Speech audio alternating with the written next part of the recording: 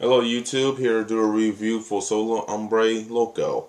New friend on YouTube, Sean Burnell, asked me to do a review for him. He's part of the LBP Stunts in Chicago. I'm going to put a link in the description to go to their website so you can go and check it out. This short is about two rival assassins named number 1 and number 2. Number 1 has a very distinctive fighting style. I mean, they both do. Number 1, though, his fighting style is more graceful. He waltzes in like it's a dance. And at first glance, I didn't really think that he was going to oppose much, challenge to anybody. But when it came to fighting, he laid it down and he kicked everybody's ass that was in that little apartment.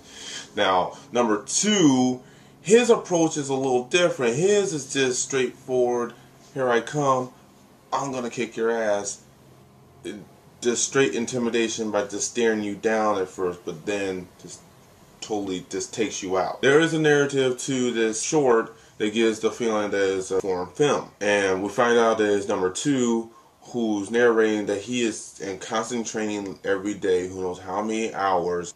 We see a little bit of his extensive training here. His goal is to take down number 1, and so that he can be number 1. Because if anybody knows, to be the best, you have to beat the best. We really don't know anything about the victims, like who the woman was in the apartment. We have no idea of the guy that in the bathroom that number 2 went in to take out. We're totally in the dark about that, so I guess that kind of just left us up to our own imaginations as to, who, what, where, when, why, pretty much the 5 W's of the whole situation there. Now, at the end, when they fight by the lakeside, it kind of reminded me of when Terry Bogard went up against, I can't remember his name right now, in the Neo Geo movie. And I was like, oh, okay, this is Showdown.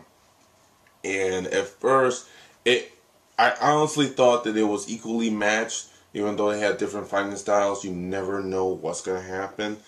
But then, number 1 pretty much had the upper hand and took him number 2 down.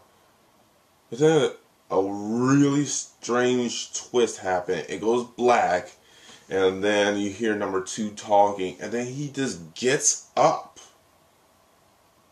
But his fighting style has changed. There's the twist. Not that he got up, that his fighting style has changed. He gets up and he starts waving his hands around like number 1 at the beginning of the short. So I was kind of going like, wait a minute, what's going on here? So that was very that was very strange. But then he used his own fighting styles against number 1 and took him down. I mean, kind of brutally. When he got him down to the ground, he was just constantly whacking him. Just 1, 2, 1, 2, 1, 2, 1, 2, 1. Okay. And then finally you see number 1 up close, and you see number 2 in the foreground, waltzing away because he's number 1 now. Until somebody else arises to, challenge him. Which, if there's a second part to this short, or just a total separate part, I would not be surprised.